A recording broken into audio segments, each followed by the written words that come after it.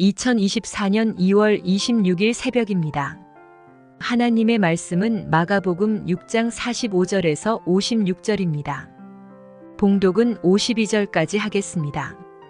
예수께서 즉시 제자들을 재촉하사 자기가 무리를 보내는 동안에 배 타고 앞서 건너편 벳세다로 가게 하시고 무리를 작별하신 후에 기도하러 산으로 가시니라. 저물매 배는 바다 가운데 있고 예수께서는 홀로 무태 계시다가 바람이 거스름으로 제자들이 힘겹게 노젓는 것을 보시고 밤 사경쯤에 바다 위로 걸어서 그들에게 오사 지나가려고 하시매 제자들이 그가 바다 위로 걸어 오심을 보고 유령인가 하여 소리 지르니 그들이 다 예수를 보고 놀람이라. 이에 예수께서 곧 그들에게 말씀하여 이르시되 안심하라. 내니 두려워하지 말라 하시고 배에 올라 그들에게 가시니 바람이 그치는지라. 제자들이 마음에 심히 놀라니 이는 그들이 그 떡 떼시던 일을 깨닫지 못하고 도리어 그 마음이 둔하여졌음이러라. 하나님 말씀을 증거하겠습니다. 두 청춘 남녀가 이제 여행을 갑니다. 강이 있고 산이 있는 곳으로 여름에 여행을 간 것이죠. 물소리는 계곡에서부터 흘러내리니까 경쾌하게 흘러내리겠죠. 기쁨의 소리처럼 들립니다. 빽빽한 그 소나무는 힘과 열정을 보여주는 그런 느낌으로 이렇게 다가오게 되고, 그리고 새들이 이제 함께 있는 그런 모습이 이제 가족 같은 그런 분위기로 따뜻함이 있겠죠. 그렇게 느껴지는 것입니다. 근데 이게 절벽 쪽에서 여자가 발을 헛디뎌 가지고 강물에 이제 빠져 죽으려고 했죠. 그때 그 남자친구가 뛰어들어 가지고 그 여자를 살린 것입니다. 대신 남자가 죽게 됩니다. 그리고 이제 5년이라고 하는 시간이 지났죠. 그 여자는 다시 그곳을 찾습니다. 모든 풍경은 전부 다 똑같죠. 근데 물소리는 이제는 경쾌한 음악 소리로 들리는 것이 아니고 장송곡의 소리로 들리고, 빽빽한 그 소나무는 힘찬 기상이 아니라 을씨년스러운 자태를 드러내고, 새들의 그 모습은 가족들이 단란하게 함께 있는 그런 모습으로 보여주는 것이 아니고 그 외로운 모습으로 비춰진 것입니다. 같은 이 경관을 보았는데도 이게 다르게 보여주는 이유가 무엇일까요? 사람은 여러분 눈으로 이렇게 사물과 대상을 본다라고 생각하지만 그렇지 않습니다. 우리는 실제로 이렇게 눈으로 보는 것이 아니죠. 마음의 눈으로 보는 것입니다. 단지 눈이라고 하는 것은 창일 뿐이고 실제는 마음이죠. 그래서 마음이 좋으면 모든 것이 다 좋아 보이고 마음이 불편하면 모든 것이 다 불편해 보이는 것입니다. 우리 자녀들도 보십시오. 못생겼어도 부모의 눈에는 세상에서 정말 가장 예쁘게 보이는 것입니다. 실제로 그래서가 그런 게 아니고 마음에서 이미 그렇게 보기 때문에 그렇게 보인다라고 하는 거죠. 오늘 본문을 보게 되면 오병이어 이후에 예수님은 제자들을 강 건너편으로 보내고, 예수님은 기도하시러 이제 산에 가셨다가 물 위로 이렇게 걸어오시는 그런 모습입니다. 그 모습을 보고 제자들이 하는 말이 뭐냐면 예수님 보고 유령이다 그렇게 이야기를 하죠. 지나가시려고 했다는 거 이렇게 보니까 바로 그 배 옆에까지 온 것입니다. 그러니까 예수님이라고 하는 것을 충분히 확인할 수 있는 그런 거리 가운데 있었던 거죠. 그럼에도 유령이다라고 한 것입니다. 왜냐하면 이미 마음속에 물 위를 걷는 존재는 사람이 아닐 거야 라고 하는 두려움이 이미 차지했기 때문에 예수님을 확인하고도 그 유령으로 결정 내린 것입니다. 여러분, 이 마음의 두려움은 대상을 온전하게 바라보지 못하게 합니다. 그 옛날에 우리가 어르신들 보면 쌀비자루 같은 걸 보고 이게 도깨비로 이렇게 바뀐다라고 그렇게 이야기하지 않았습니까? 그래서 많은 사람이 실질적으로 보았대요. 근데 그게 진짜로 이렇게 도깨비로 바뀐 게 아니겠죠. 일단 이게 두려움이 마음속에 자리하다 보니까 없는 도깨비를 그 마음속에서 만들어낸 거예요. 허상을 만들어냈다라고 이렇게 볼 수가 있습니다. 혹시 현재 여러분 주변에 있는 것들이 여러분 불편하게 보이십니까? 또 아니면 미래의 여러분의 삶이 불편할 거라고 생각하십니까?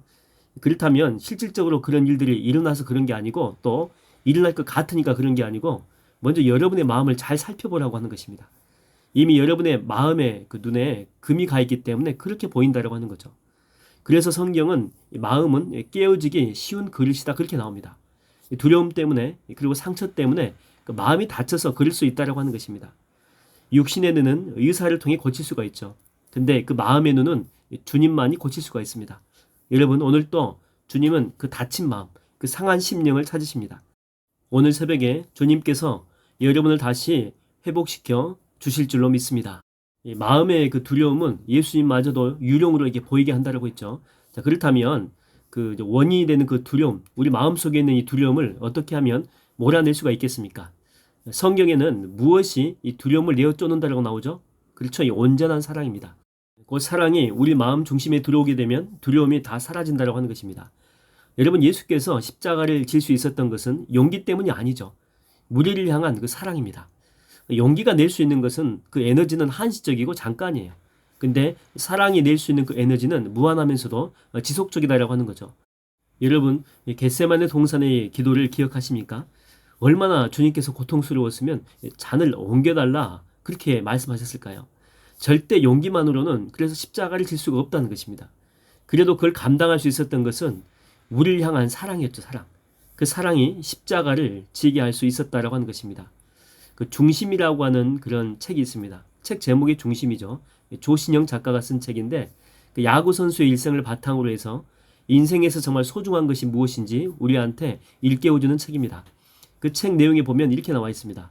조신영 작가는 내면을 건드리는 스토리텔러다. 중심이라고 하는 주제를 메이저리그 선수를 주인공으로 삼고 흥미진진하고 박진감 있게 들려준다. 우리 몸의 중심에 있는 척추, 몸의 형체를 유지할 뿐만 아니라 그 안에 그 뇌로 연결되는 척수가 있어서 신체의 모든 기능을 통제하고 조정한다. 인생에도 삶을 지탱하는 척추 같은 것이 있다. 척추가 휘어져 있다면 삶은 고통스럽다. 이 책은 휘어진 인생의 척추를 교정하고 중심에 인생의 소중한 가치를 채우는 방법을 알려준다. 그러면서 이제 마지막 뭐라고 쓰고 있냐면 우리가 중심에 채워야 될 가장 소중한 가치는 사랑이다. 그렇게 이야기합니다.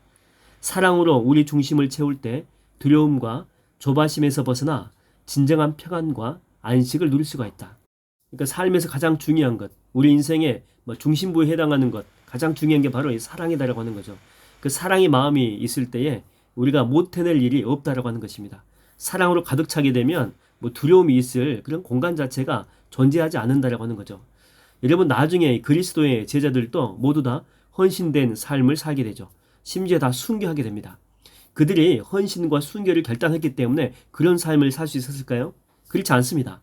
주님을 진정으로 사랑했기 때문에 그런 거죠.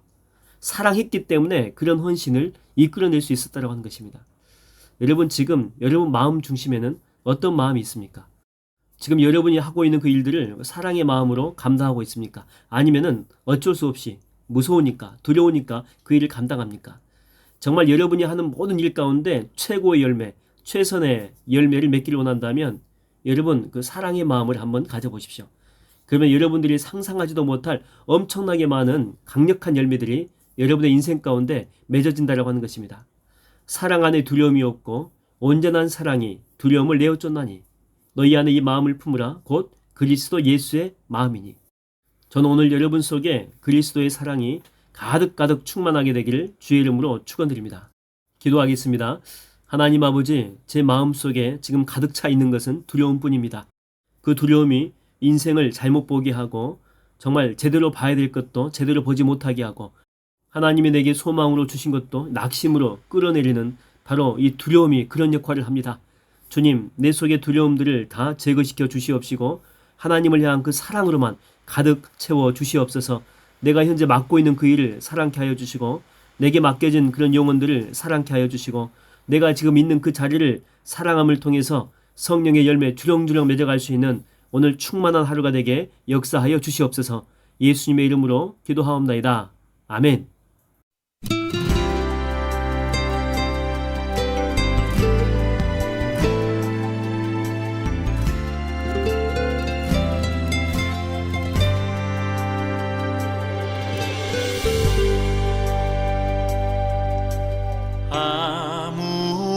아무것도 두려워 말라.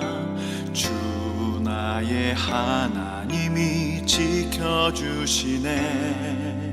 놀라지 마라, 겁내지 마라.